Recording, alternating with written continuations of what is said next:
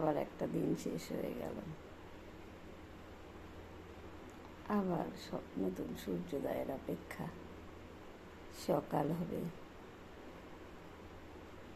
নতুন দিগন্ত, সূর্য উদয় হবে, সবাই ব্যস্ত হয়ে পড়ব।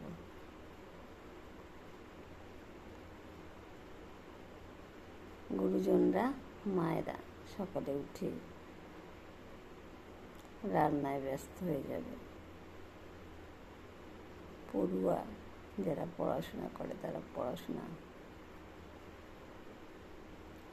আর বাড়ির পুরুষরা তাড়াতাড়ি স্নান টান করে মায়ের হাতের সে তাড়াহুড়ো করে অর্ধসিদ্ধ রান্না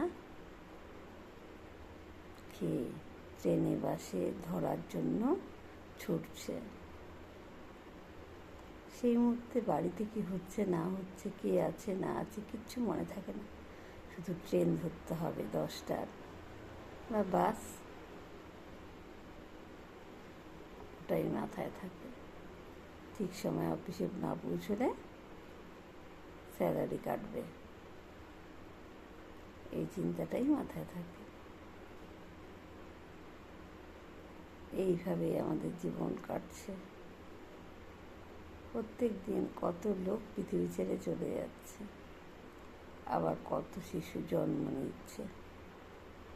তার মাঝে বাস্তব সত্য এই হলো, একটা ব্যস্ত জীবন সকাল থেকে রাতে শুতে যাওয়া পর্যন্ত।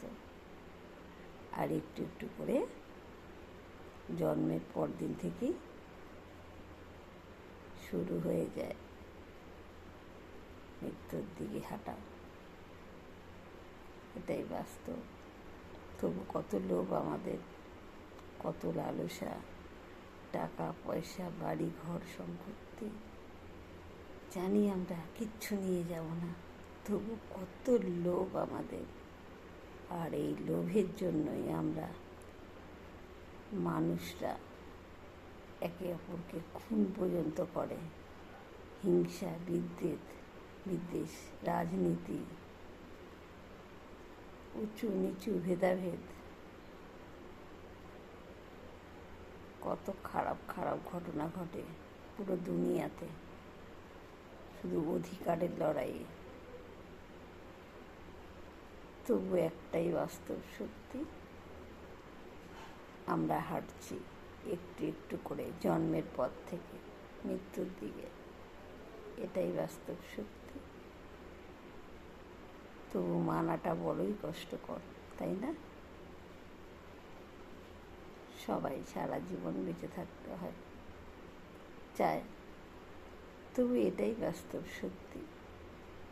আমরা এক পা করে এগোচ্ছি মৃত্যুর দিকে জন্মের পর থেকে, তাই না?